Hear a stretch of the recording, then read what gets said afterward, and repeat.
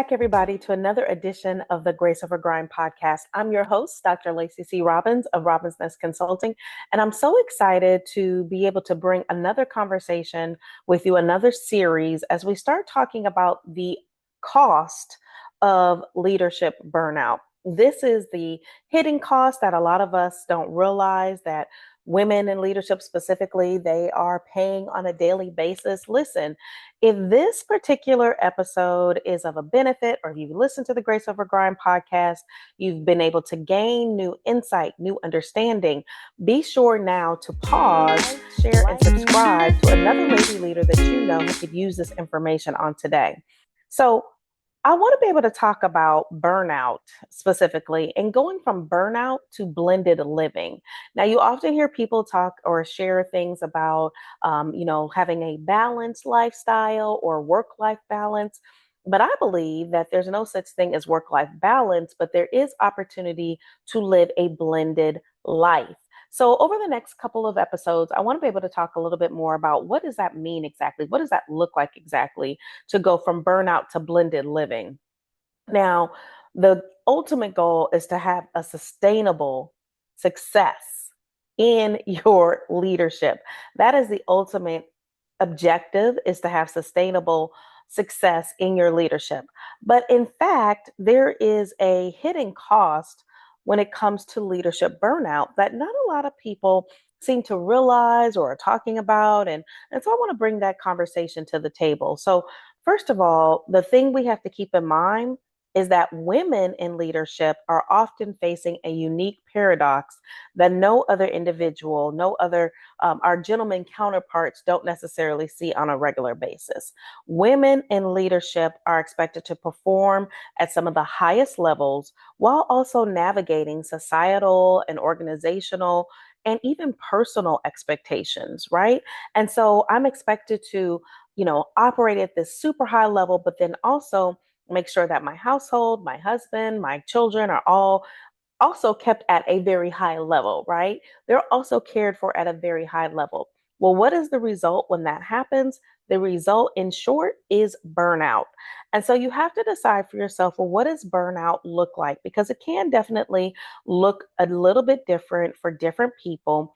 But burnout essentially it's not just about like working long hours, but it does show up in the emotional, the physical, the mental exhaustion. And so you can kind of do a body scan, right? A self check. As you're listening to this right now, are you exhausted as you are even processing what I'm sharing with you in this particular instance, right? And so it could be the emotional exhaustion of the day. Do you find yourself like bursting into tears unexpectedly, or feel that emotion bubbling up that any minute now you could just be the dam to break, right? And the tears to come out?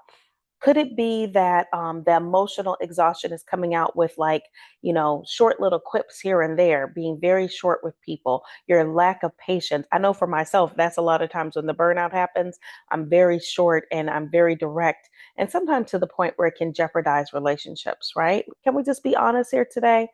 Is the burnout coming out in the physical aspect? You feel it in your body. You feel the tension in your neck, right? You have a constant or a chronic headache. Is it that you are just needing and really wanting and desiring a nap? Not just like your normal Saturday afternoon nap, but you get up in the morning and it feels as though you haven't even slept your 8 hours, your 6 hours, or whatever the case might be. Or could it also come out in the mental exhaustion? You have this kind of cloudiness that's happening. You can't seem to process right away. It's taking you longer to understand and identify specific things. These are all elements and signs of burnout. And so what you really want to think to at the end of the day is remembering that burnout isn't because of the long hours, but it could be the result of the long hours that you are working. And so the expectation that is being set upon ourselves, even if are even making these expectations on yourself, right? Because the expectations sometimes are external, but they can also be very much internal, is that you don't even realize you are operating from a place of burnout. Because you are operating at such a high standard on a consistent basis, you don't even realize that you have reached like your breaking point. But here's the truth.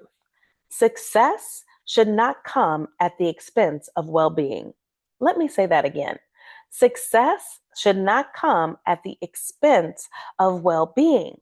Sustainable leadership is about balancing ambition with self preservation, impact with self care, and influence with longevity. It doesn't matter if you have a level of influence if it's short because you are, in essence, out for the count, right? So here's the leadership trap, unfortunately, that we as women often can find ourselves in. You can be seen as either likable or you can be seen as capable, right? So either likable or capable, but it's very, very few times that you can be seen as both. Both. What we call this and what it's referred to is the double bind. So let's get into it. Well, women in leadership are often held to this double standard or the double bind because there is this expectation to be assertive, yet likable, strong, yet approachable, and competent, yet constantly having to prove yourself. So I actually wrote an entire white paper all around the concept of the double bind. And if this is something you're interested in and would like to see a copy, please feel free to, slide into my DMs or even down in the comments below, write white paper, and I'll make sure that you get a copy of this. So these unrelenting expectations lead to one, overcommitment. It's when you can't possibly get another thing done in your day, yet you find yourself still saying yes, and you're trying to figure out, why am I saying yes, knowing that you can't possibly get another thing done in the middle of your day. It's taking on too much to prove in the end that you have a level of worthiness. If you listen to the last episode, we talked a little bit about the concept of rowing, right? Being on the row machine, really going nowhere, putting out a lot of effort and exerting yourself only to lead to no place, right? And that overcommitment, sometimes the opposite coin of that is overcompensating. So we're wanting to be seen as worthy. We're wanting to be seen as likable. We're wanting to be seen and perceived as such. And so we keep on taking on too much just because we want others to see us as worthy. This is directly related to being a people pleaser. I know it's hard to hear. Nobody wants to have to take that title on, but people pleasing, in essence, is saying yes to everything because you don't want to deal with the conflict of saying no. But like our friend Anne Lamott said, the author, no is a complete sentence. And here's the thing about conflict that nobody wants to talk about. Conflict is normal, conflict is natural, and conflict is necessary. And sometimes the conflict is an internal conflict that you don't realize that you're dealing with, but it is absolutely necessary to have such conflict. And when you realize that conflict is normal, conflict is needed, and conflict is necessary, you'll end up showing up a different way. I love the elements from Thomas Kilmann Institute in which there is actually a self-assessment that you can figure out, how do I deal with conflict, both a personal side, but also a professional side. This is something that we can definitely help you with in the Robin's Nest through our culture maps.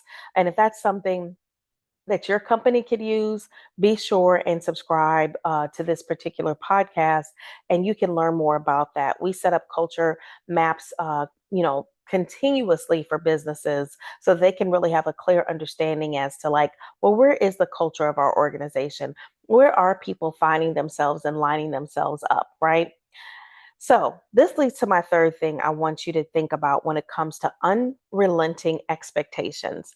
Are you dealing with the guilt and perfectionism? Are you dealing with guilt and the desire or showing up as a perfectionist? Now, here, I am a recovering perfectionist, right? And I still can find myself in those spaces, wanting to do more, trying to figure it out, trying to do better, and feeling like you must be all things to all people. A lot of times, that perfectionist tendency is going right back to not wanting to disappoint people. And so you keep pushing yourself further and further simply because you don't want to do that. Well, I would encourage you to pause and think, all right, if I'm showing up with perfectionist tendencies, how can I start to change that? Here's the last thing I want you to keep in mind when it comes to unrelenting expectations. And what this is really derived from is those burnout spaces, a lack of recovery time. There's not a real separation between the work that you're doing on a regular basis and the opportunity to have a personal life. If the two continue to bleed and find themselves together, you want to ask yourself, why is that? Why don't I have clear lines of demarcation that this is personal and this is my professional life? This is the time with my family and this is the time with the job. This is the time that I'm giving to myself to recover, and this is where I'm working on the new project for the goal or the job itself or the business. You need to be able to have boundaries, and this is really where like that blended living comes into place. So if anything things sound familiar, right? The overcommitment, the people pleasing, the guilt and perfectionism, or the lack of recovery time. If any of those things sound familiar to you, I want you to just go ahead and say, oh my gosh, yes, Dr. Lacey, me too. I get it. You are talking and speaking my language, right? If any of this sounds familiar, give yourself permission for the shift. Give yourself permission to make a change. And above all else, forgive yourself that that might have been your experience in the past, and make the decision and determination that it's no longer going to be your experience going forward. From burnout to blended living, it is possible. So, true leadership success isn't about longevity. True leadership success is about impact, but also very much about well being. So, stay plugged in because over the next 2 weeks, I want to be able to share with you 5 pillars of sustainable success. And for today, I want to talk about the first 2 pillars of sustainable success. So, number one, the very first thing I want you to realize is that when it comes to success, you have the opportunity to define what success is.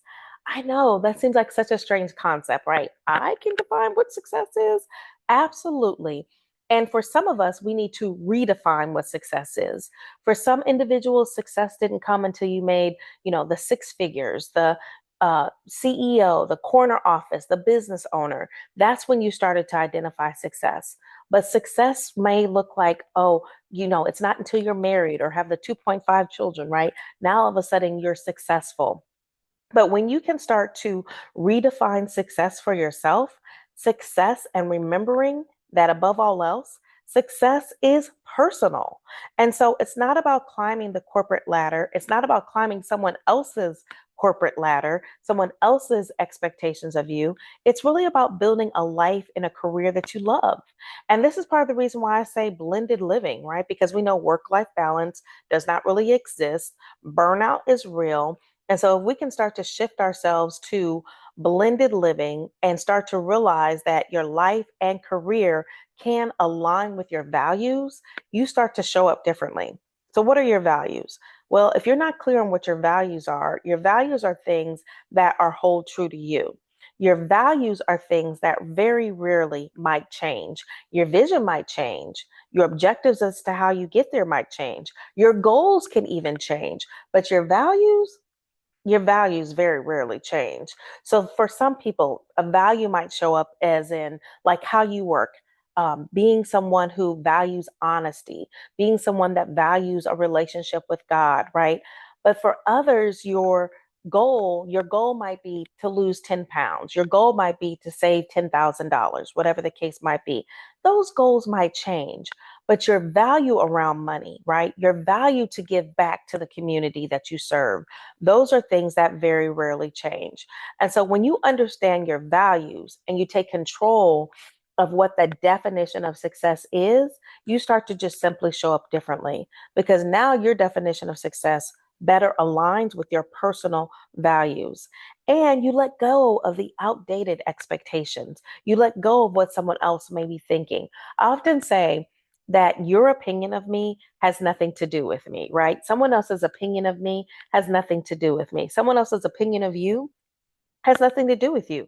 That's where they are. That's where their mindset is, right? And so if you can let go of the most uncomfortable things, let go of the comfortable things, let go of what's familiar and lean into what may not always feel the most comfortable, even if it means letting go of a job that you or career that you have loved, or letting go of a job or a career that you have not enjoyed simply because somebody else has a perception that you've made it if you have this career, if you have this job, if you have this particular receipt, right? If you can let go of those expectations for someone else, you have now started to redefine success. I'll never forget when I made the decision that I was going to quit my job after working in the same industry for 13 years and that I was going to quit my job and move to Europe. Yes, Florence, Italy to be exact. And I'll never forget having this conversation with my parents. And my dad was like, "Oh my gosh, way to go. I'm so excited for you. I can't believe that you're going to be taking this big leap." And my mom's response being exactly the opposite. So much to the point she was saying to me, "I can't believe you would do this. You know, you didn't even talk to me about it. How are you going to quit your good job making $80,000, or I think I was making like $84,000 at the top of the game, right? And leave your job and move to Europe?" Well, needless to say, I had to redefine success for myself. I couldn't live in a place and a perspective of what my parents perceived success to be, living my life through their lens of what they wanted for me, right? I had to literally make the determination as this is how I see success. And for me, that meant quitting a job, a good job, in air quotes, right? That somebody had put upon me as like, this is what the pinnacle of success would look like, what the pinnacle of success would be. I had to literally reframe what success would do and be for me. Why? Because I was literally in a place of burnout. I would, not be happy to get up in the morning. I realized I was getting to a place in, going to work every day that I was not doing as much good as I could be. And that was a realization I had to come to myself that there has to be something different. There has to be something better, right? So that leads me to number two, which is to set non negotiable boundaries. In this particular case, it was with my parents. I had to set a boundary for myself that regardless as to what their thoughts and perceptions might be, even my father, right? He was excited for me. He thought this was a great idea. He was excited that, here his baby girl was going off to experience the world, experience, something new, something adventurous. But I still had to decide for myself, even in that expectation, I had to have a boundary. I still had, he may have thought, "Oh, you don't have to go all the way to Europe. You could just, go to Chicago and figure it out," right? And so with this being the case, I had to decide what did that look like for me in setting those boundaries.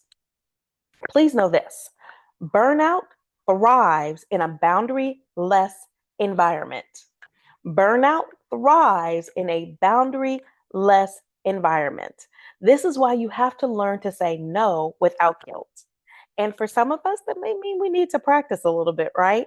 But you have to get to a space and place that you learn to say no without guilt, that you learn to delegate without fear so that you can show up as your authentic self. How does that mean? Or what does that look like exactly? When you can delegate without fear, that means that you've learned how to protect your time. When you can delegate without fear, that means you've learned how to protect your energy, right? Because there's some energy vampires running around here, honey, wanting to suck the life out of you. When you have learned how to say no without guilt, that means you've learned how to protect your mental space fiercely because you realize you have to set this boundary around your mental space. How else are you going to be able to process your amazing $1 million ideas, your witty inventions? How else are you going to be able to get to that space to problem solve? Because the same mind that created the problem cannot be the same mind that solves the problem. And also realizing that you can't coach yourself. That is sometimes one of the hardest realizations that people have to keep in mind, is that you simply cannot coach yourself. And so what you have to decide is, and always remember, that no is a complete sentence, that boundaries are bay, and that you can continue to fiercely protect yourself, your commitments, just by saying no, just by making the determination that, you know, I think it's okay if I step out or I bow out in this instance. So, again, I want you to keep in mind that number one, we're talking about how you redefine success.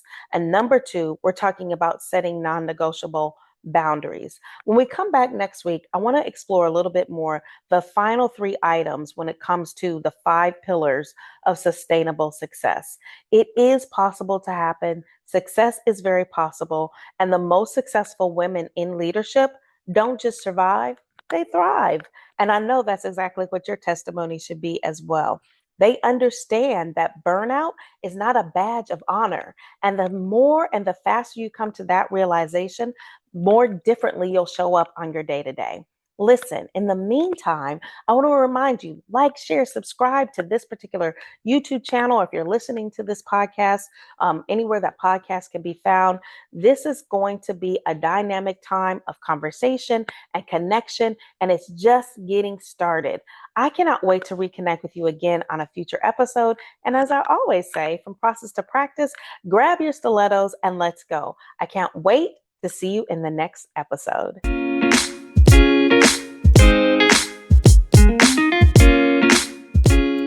What if you could lead with impact without the burnout?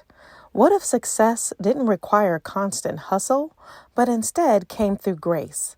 It's time to shift your mindset and step into leadership with confidence, faith, and purpose. Join me, Dr. Lacey C. Robbins of Robbins Nest Consulting, for a special live recording of the Grace Over Grind podcast.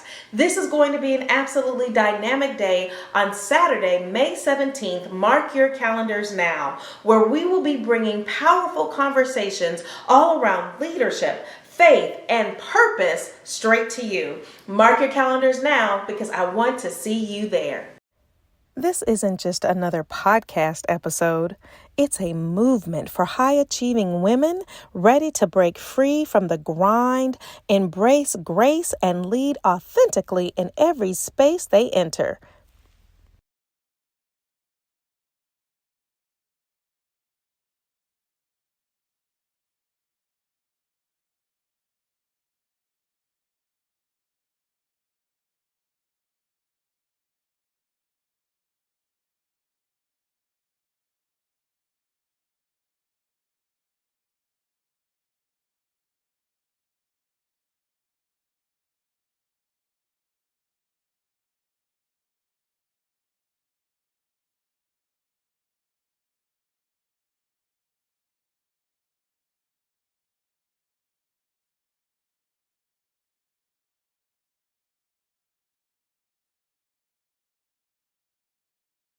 Here's what you can expect. Real, unfiltered conversations with women in leadership, strategies to thrive in your career without sacrificing your peace, and live Q&A and exclusive audience participation. This is going to be absolutely dynamic. Are you ready to be in the room? Listen, reserve your spot now for May 17th. Click the link to register. Be a part of this transformational experience, because grace isn't just an idea, it's your strategy for success. See you there.